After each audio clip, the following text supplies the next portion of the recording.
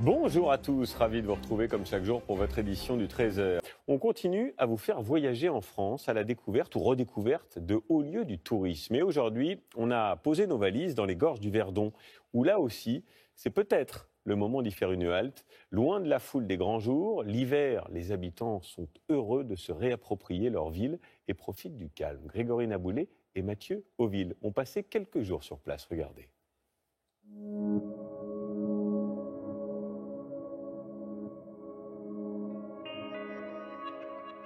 Même dans son manteau d'hiver, teinté de gris et de vert, l'endroit est idyllique pour les amoureux du grand air. Les gorges du Verdon et leur incroyable relief. Les amateurs d'escalade en ont fait leur fief.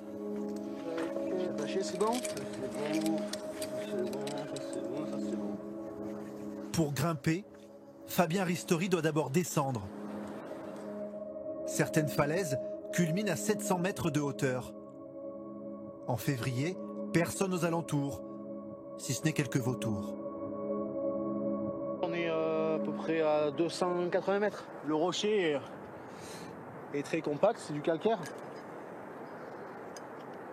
Du coup, c'est une escalade qui est agréable, assez technique.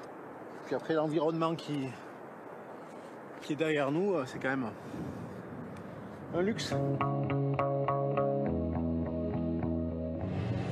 Il y a plus de 900 voies d'escalade dans les gorges du Verdon.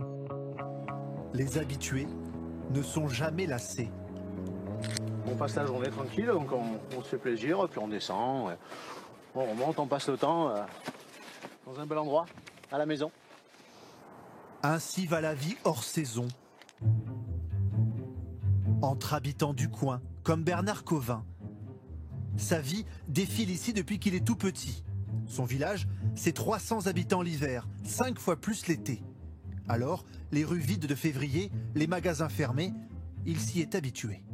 C'est un village qui vit au ralenti. On voit très peu de monde. Et les rares habitants, on les voit à la sortie de l'école le midi ou à 16h30. C'est un besoin après la saison estivale, où on a besoin de se ressourcer, on a besoin vraiment de calme. Le calme des sommets enneigés, les nuages qui balayent le paysage. Mais vivre ici à l'année, ce n'est pas toujours aisé. L'hiver c'est rude, mais c'est un choix de vie et nous on l'apprécie. Pour nous c'est pas un souci. C'est un plaisir que d'être toujours en connivence avec cette nature qui nous entoure. Et ça, je suis viscéralement attaché à ça. L'hiver, le Verdon est à nous. Car du printemps à l'automne, les gorges du Verdon attirent près d'1,5 million de personnes. Sport d'eau vive et randonnée sont les activités phares de l'été. Alors, quand vient l'hiver, la région se transforme parfois en vaste chantier. Réaménagement des sites touristiques, comme devant l'auberge de Magali Chauveau, en vacances, comme chaque année en février.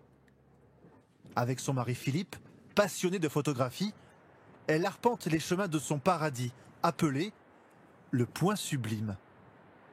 L'histoire des rochers creusés, c'était la mer il y a des millions d'années.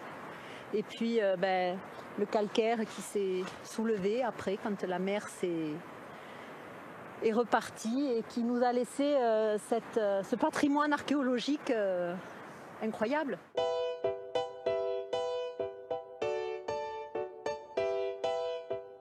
Les gorges du Verdon sont les plus grandes d'Europe. Les admirer, c'est faire face à l'immensité.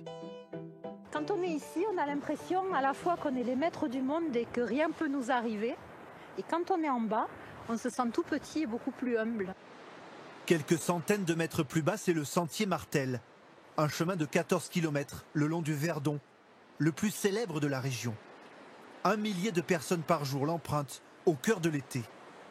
L'hiver, le Verdon est plus sauvage.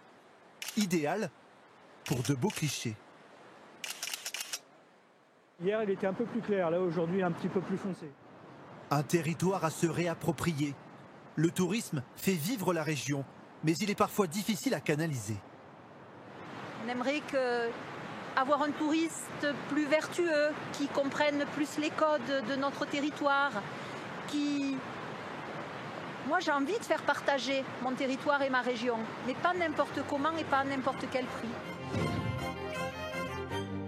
Quel est donc le prix à payer lorsque l'on est une vedette de l'été?